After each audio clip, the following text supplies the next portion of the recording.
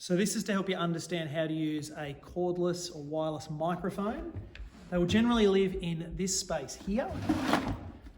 We have a cordless handheld, and we also have a lapel mic, which can be clipped on, and then you can use your hands and walk around the space.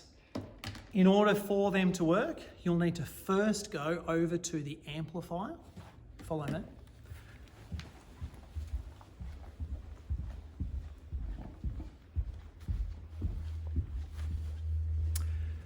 To make sure it's powered, the on switch is just here on the left.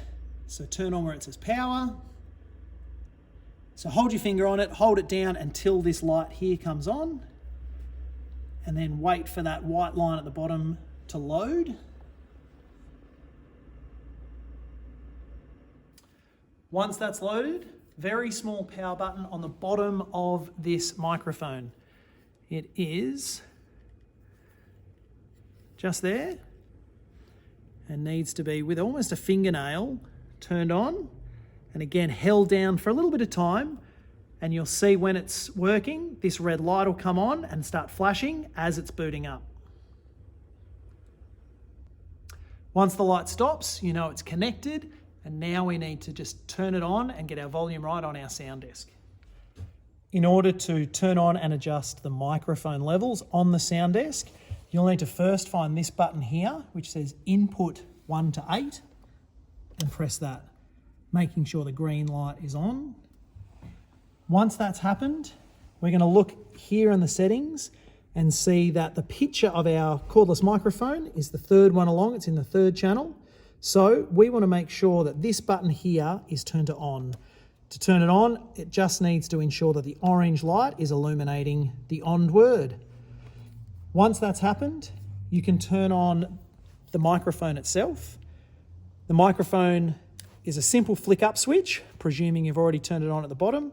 Whenever the green light is on, it should be working. So, hello, hello, hello. How good's that? And then, having turned it on the sound desk, testing 1, 2, 3, we can simply adjust the volume up and down as much as we need for the level of that microphone. We're also going to need to make sure over here to the right that the master volume is set to around that 0 mark. So if that's not up, you won't get any sound for anything in the desk. Have that set to 0 and then manually adjust the microphone to the individual level required. The lapel mic works the same as the cordless mic. Once you've turned that unit on, it will work for both the cordless mic and the lapel mic. To turn it on, power button on the side, a small button that again needs almost a fingernail to press down and hold it on.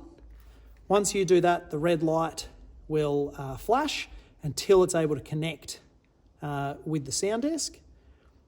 Once that's done, move over to the sound desk. The place you'll find the volume controls for this, it's the second channel. It says wireless pack, and again the picture will marry the item itself. You want to make sure that this on button is illuminated with an orange light, and then once you've done that, on the top of this lapel unit is your mute and on button, so you can continue to move it between the two. Red, of course, is off, green is on. Affix the mic to generally around kind of 20 centimetres below your kind of mouth, nice and in the middle so that when you turn left and right, it doesn't miss you whenever you turn one side. This goes in your pocket, somewhere where you can continue to flick the on and the off. And then here on the sound desk, once I've turned it on, I can adjust the individual level of the lapel mic, both high and low. Of course, similar to the cordless mic, make sure your master volume here as the red knob is set to around the 0 mark. I'm going to quickly talk you through the turning off procedure. Turn the individual things off first. The microphone with the small power button on the bottom of the unit.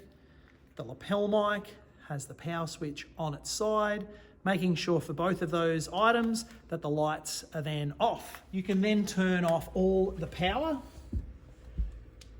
What the preference is to work from the bottom up. Turning first off this one, Then moving up to the second one. And then finally, the main amplifier power. If you've been using the lapel mic or wireless mic, you'll also need to turn this one off here. That one needs to be held down until the word power off comes on. If you've been using the sound desk, it's really important you turn this off here rather than at the wall, being a digital item. To do that, switch is at the back right hand side, flicking the switch downwards to turn it off. Once you've done that, turn around here and then make sure this is all turned off here at the wall.